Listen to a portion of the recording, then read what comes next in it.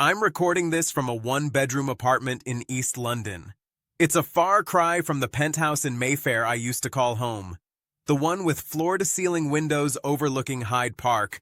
The one where my daughter Emma used to run through the hallways laughing while my wife Sarah cooked dinner in a kitchen worth more than most people's houses. That life is gone now. My wife is gone. My daughter barely speaks to me. My brother hasn't picked up my call in 3 years.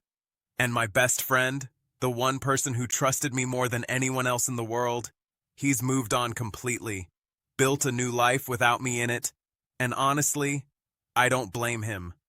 I don't blame any of them, because everything I lost because of choices I made, deliberate choices, calculated decisions, lies I told myself were necessary until they consumed everything I claimed to be building for. My name is Marcus Reed. I'm 38 years old, and this is the story of how I cheated my way to the top of the corporate world, how I betrayed everyone who ever loved me, and how the truth eventually caught up with me in ways I never saw coming. I'm not telling you this for sympathy. I don't deserve that. I'm telling you this because maybe, just maybe, someone out there is standing where I once stood, convincing themselves that the shortcuts are worth it, that nobody will ever find out, that success justifies everything. If that's you, I need you to hear what happened to me. Because the cost of what I did wasn't just my career. It was my soul. It was my family. It was every relationship that ever mattered. Let me take you back to where it all started, because context matters. I grew up in Salford, just outside Manchester, in a terraced house with damp walls and a father who worked double shifts at a factory until his body gave out. My mother cleaned offices during the day and took in sewing work at night. We weren't poor in the way that gets sympathy. We were poor in the way that just grinds you down quietly, year after year. There was never quite enough. Never enough food toward the end of the month. Never enough heating in winter. Never enough hope that things would change. My older brother Michael accepted that life. He got a job at a warehouse straight out of school, worked his way up to supervisor, married his girlfriend from down the street, had 2 kids. He was content, but I wasn't. I looked at the life my parents had, the exhaustion in their eyes, the way they aged faster than they should have, and I made myself a promise. I would never live like that. I would get out. I would become someone, whatever it took. I was smart. Not genius level, but smart enough to get good grades, smart enough to talk my way into situations, smart enough to make people believe in me. I got a scholarship to a decent university to study business, and that's where I met Danny Cooper. Danny was everything I wasn't. He came from a comfortable middle-class family in Surrey, had parents who took holidays abroad and drove nice cars. But he never made me feel less than. He saw something in me, some drive or ambition he admired, and we became inseparable. First year, we shared a flat. By 3rd year, we were already sketching out business ideas on napkins in the campus pub. Danny had the technical mind, the ability to see how systems worked and could be improved. I had the charm, the vision, the ability to sell anything to anyone. We were a perfect team. Everyone said so, and I believed it too at first. After graduation, we both ended up in London, working entry-level corporate jobs, saving money, refining our ideas. We finally launched our company, Nexus Digital Solutions, when we were 26. It was a software consultancy focused on helping mid-sized businesses modernize their operations. Danny built the products. I brought in the clients. For the first 3 years, we struggled. We nearly went under twice. There were months we couldn't pay ourselves. But we survived, and then we started to grow. By the time I was 30, we had 20 employees, an office in Shoreditch, and revenue that made investors start paying attention. Danny and I were equal partners, 50-50. That was always the deal. We'd built this thing together, and we'd see it through together. At least, that's what I told him. That's what I told myself.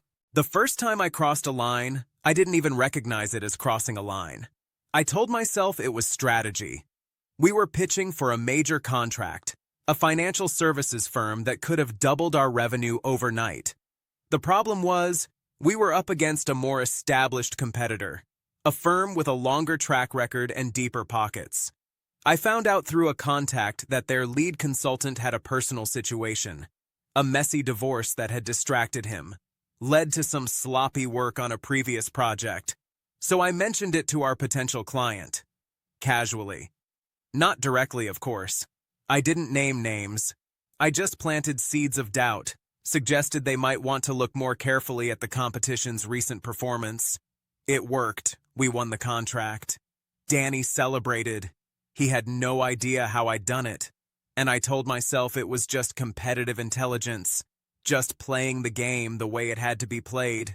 That was the first lie I told myself. It wouldn't be the last. Success started coming faster after that. More contracts, more recognition. I discovered I had a talent for navigating corporate politics, for identifying weaknesses in competitors, for saying exactly what clients wanted to hear even when it wasn't entirely true. Danny focused on delivery, on making sure our products actually worked, on keeping our team motivated and our standards high. He trusted me to handle the business side. He trusted me completely. And I took advantage of that trust in ways he never knew about. When we hired new staff, I'd sometimes take credit for innovations that came from them. When Danny developed a new methodology that impressed clients, I'd subtly position myself as the co-architect, even when I'd barely contributed. It was small stuff at first, incremental. The kind of thing I convinced myself everyone did. But each time I did it, it got a little easier. Each time, the boundary moved a little further. I met Sarah around this time, at a networking event in the city. She was working in marketing for a tech startup, sharp and funny and beautiful in a way that made me nervous, which almost never happened. She saw through my usual charm offensive immediately. Called me out when I was being performative. Made me work for her attention.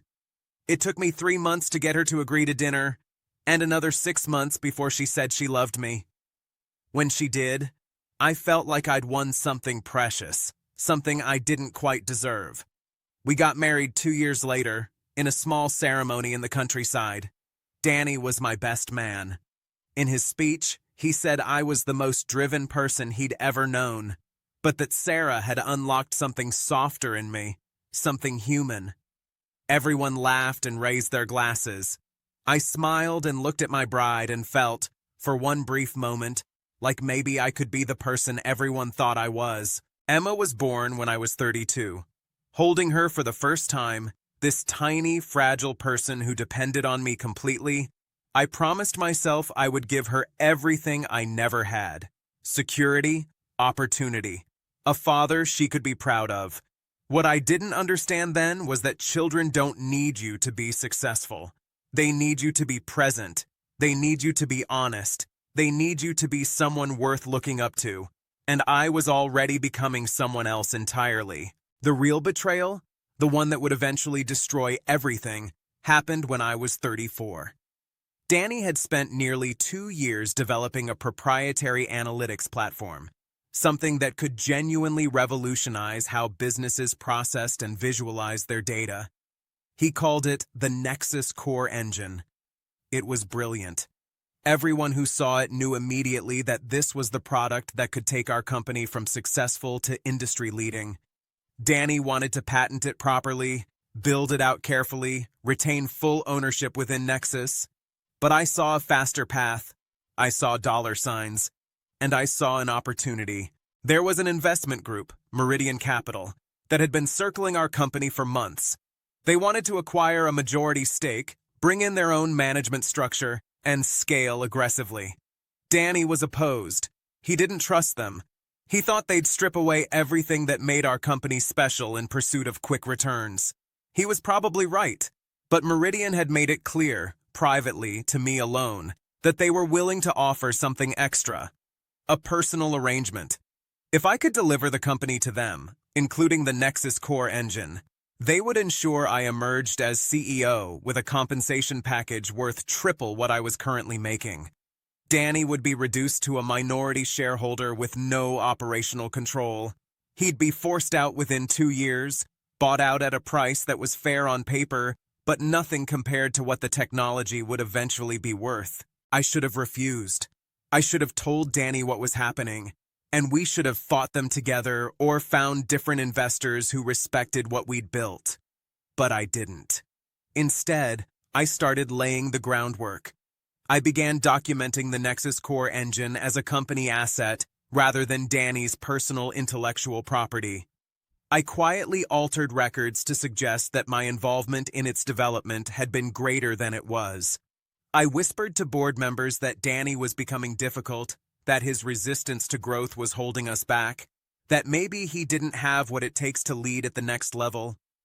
I did all of this while smiling at Danny, while having dinner at his house with his wife and kids, while telling him he was still my best friend. The vote happened on a Thursday in November. It was raining outside. I remember that. The board approved the Meridian acquisition by a margin of 1 vote. Danny sat there in disbelief as everything we'd built together was essentially transferred to people who saw it as nothing more than an asset to be monetized. He looked at me, confused at first, then slowly, horribly, understanding dawning in his eyes. He didn't say anything in the meeting. He just stood up, gathered his things, and walked out. That was the last time I saw him as a friend. 2 months later, he'd been bought out and was gone from the company entirely. I was CEO of a rapidly growing enterprise. I'd won. Except victory didn't feel the way I expected. There was a hollowness to it, an emptiness I couldn't quite name. I told myself it was just the stress of transition, that once things settled, I'd feel the satisfaction I'd earned. But things didn't settle. They accelerated. Meridian wanted results, and they wanted them fast. I spent more and more time at the office, more and more time traveling, less and less time with Sarah and Emma. When I was home, I was distracted, irritable, defensive. Sarah started asking questions, not about the business at first, just about me. Why was I different? Why did I seem so distant? Was something wrong? I brushed her off, told her she was imagining things, told her this was just what success looked like. She stopped asking eventually. Looking back, I think that's when she started paying closer attention. The first sign that things were unraveling came from an unexpected source. Richard Holbrook, a retired CEO who had mentored me in my early years, reached out for lunch. Richard was 72 by then, a legend in the industry, someone whose opinion carried enormous weight. He'd helped me navigate some of my earliest challenges, and I'd always respected him deeply. We met at a quiet restaurant in Mayfair, and for the first hour, it was pleasant enough. We talked about market trends, about legacy, about what mattered in a career. Then Richard set down his fork and looked at me with those piercing blue eyes, and he asked me directly how I'd managed to acquire the Nexus Core engine without Danny Cooper's consent. I tried to deflect. I told him it was a complex business negotiation, that Danny had been compensated fairly, that these things happen when companies scale. Richard just listened. Then he told me he'd had dinner with Danny the previous week. Danny hadn't accused me of anything, hadn't badmouthed me, hadn't tried to turn Richard against me. But Richard was perceptive enough to piece together what had happened from what Danny didn't say. And Richard was honest enough to tell me, directly to my face, that he was disappointed. Not angry. Disappointed. Which was somehow worse. He said he'd seen this pattern before. Talented people who let ambition override integrity, who convinced themselves the ends justified the means, who achieved everything they thought they wanted only to discover they'd hollowed themselves out in the process. He asked me if I'd considered where this path was leading. I got defensive. I made excuses. I left the lunch early, telling myself Richard was out of touch, that he didn't understand modern business, that he was just an old man with outdated ideas about how the world worked. But his words stayed with me. They burrowed into my mind and wouldn't leave. Sarah found the documents 3 months later. I'd been careless. There were emails, internal memos, records of conversations I'd had with Meridian, all sitting in a folder I thought I'd deleted, but had only moved to a backup drive. Sarah wasn't snooping exactly. She was looking for old photos for Emma's birthday video and stumbled across files that didn't make sense. She read them. She read all of them. And when I came home that night, she was sitting at the kitchen table in the dark, the laptop open in front of her, and she didn't even look angry. She looked broken. The conversation that followed was the worst of my life. Sarah didn't yell. She asked questions. Quiet, devastated questions. How long had I been lying to her? To Danny? To everyone? Who was I really? Did she even know me? I tried to explain, tried to make her understand the pressure I'd been under, the expectations, the fear of failure, the hunger to provide for our family. But even as the words came out of my mouth, I heard how hollow they sounded. Sarah didn't buy my justifications. She couldn't. Because she knew, better than anyone, that I'd had choices. At every step, I'd had choices. And I'd chosen deception. She moved into the guest room that night. A week later, she took Emma to stay with her parents. She said she needed time to think. But I could see in her eyes that she'd already made her decision. She just needed to find the courage to say it out loud. While my marriage was disintegrating, the professional walls were closing in too. Victoria Chen, a senior executive at a rival firm, had been quietly gathering information on Meridian's acquisition practices for over a year. She'd heard rumors about how the Nexus deal had gone down, and she started asking questions to people who knew things. Some of those people talked. Maybe they'd been treated badly by Meridian and wanted revenge. Maybe they just had guilty consciences. Either way, Victoria was building a file, and at the center of that file was me. I didn't know about Victoria's investigation at first. What I did know was that our industry was becoming more hostile. Clients were harder to please, competitors were more aggressive, and inside Meridian, there were whispers that the Nexus core engine wasn't performing as expected, that the projections I'd sold them on were overly optimistic, that maybe the acquisition hadn't been worth what they'd paid. The pressure intensified. I worked longer hours. I made promises I couldn't keep. I started to crack. The breaking point came at a conference in Manchester, of all places, just 20 miles from where I'd grown up. I was giving a keynote speech about innovation and leadership, standing on a stage in a suit that cost more than my father had ever earned in a month, talking about values and integrity and the importance of building something meaningful. Afterward, a young man approached me.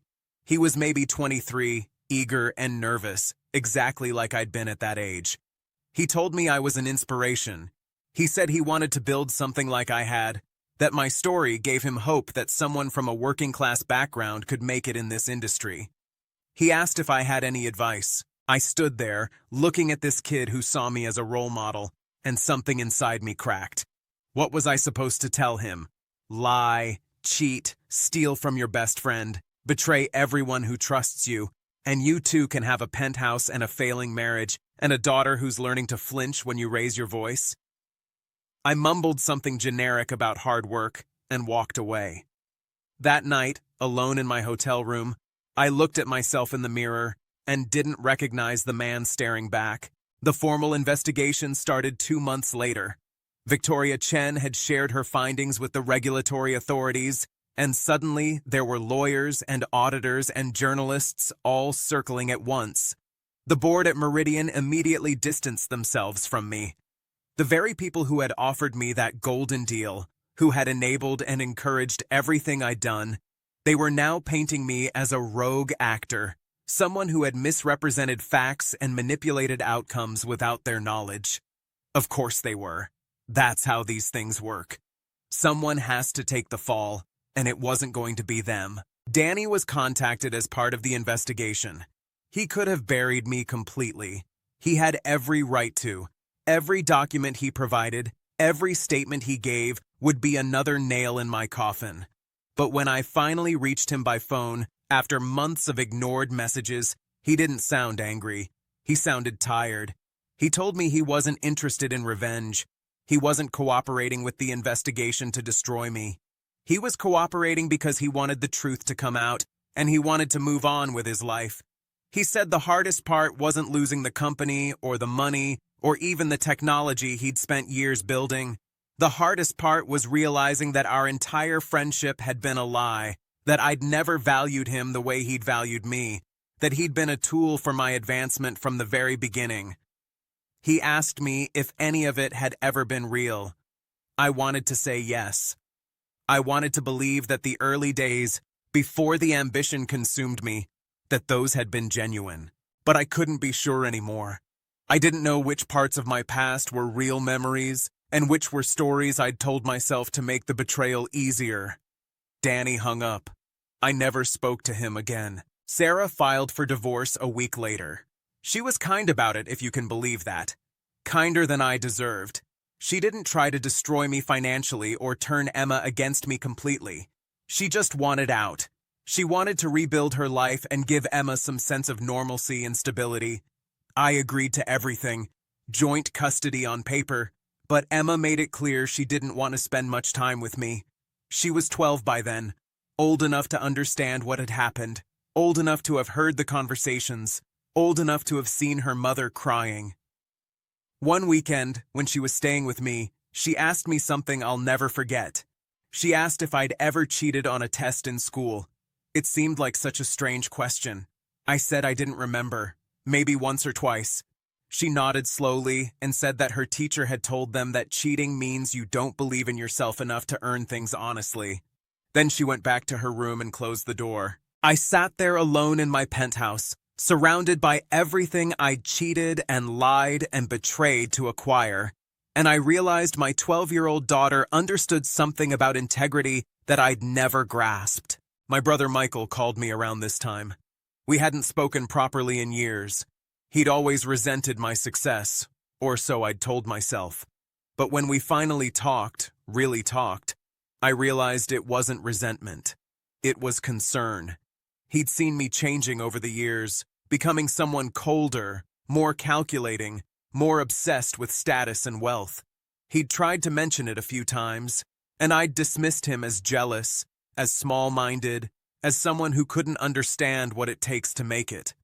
He'd pulled away not because he resented me, but because he didn't recognize me anymore. Now, with everything falling apart, he offered to help. Not with money or lawyers, just with being there. I couldn't accept it. I was too proud, too ashamed. I pushed him away again, and this time, he didn't try to come back. The regulatory findings were released 4 months later. I was found to have engaged in fraudulent misrepresentation of intellectual property ownership, breach of fiduciary duty to my business partner, and misleading conduct in a corporate acquisition. I wasn't charged criminally, but the reputational damage was complete. Every newspaper in the business press covered the story. My face was everywhere, alongside headlines about deception and betrayal and hubris. Meridian severed all ties.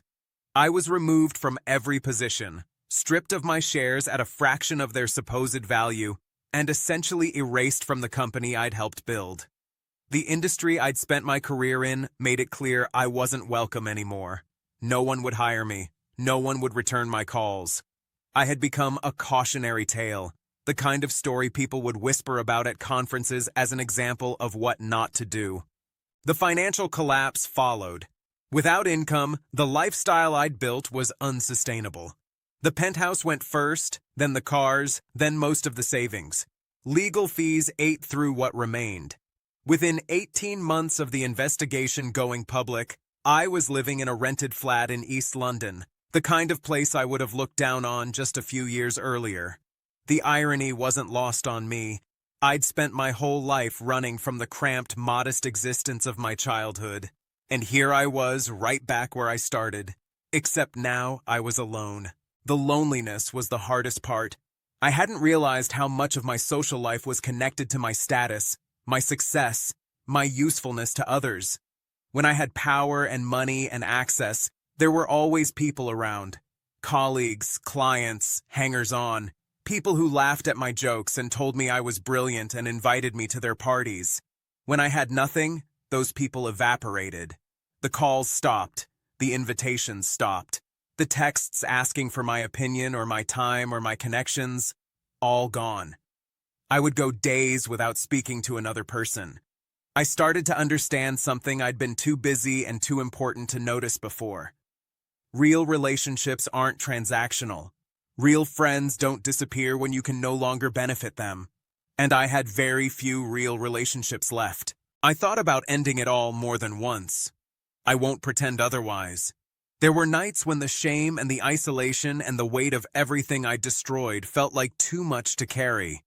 But something always stopped me. Maybe it was cowardice. Maybe it was some buried instinct for survival. Maybe it was Emma, the thought that no matter how much she hated me now, taking myself out of the world entirely would leave a wound in her that would never heal. Whatever the reason, I kept going. One day at a time, then 1 week, then 1 month. Slowly, painfully, something shifted.